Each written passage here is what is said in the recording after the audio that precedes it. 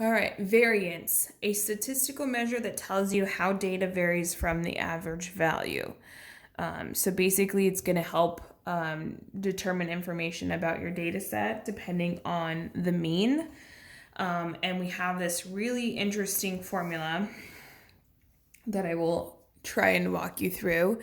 So in this case, we have rho squared. It's just a Greek symbol there. It looks like a little fancy R squared.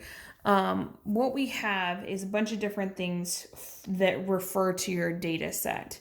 So we have n, which is the number of terms in your data set.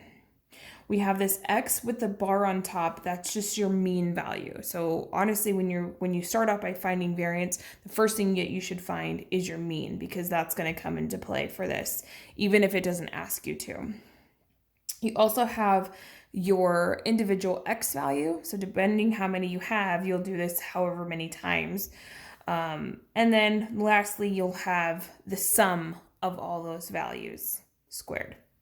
Okay, so you'll take each number, that say that there's 10 in your data set. You'll take a number, subtract the mean, square the result, and then you'll do the next number.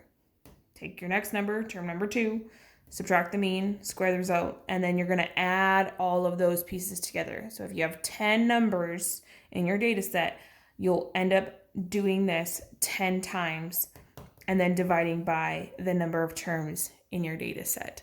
So it takes a long time to do it by hand, but what's nice is that your graphing calculator can actually do it for you as well. So it's important to know how to do it by hand instead of just trusting what the graphing calculator says.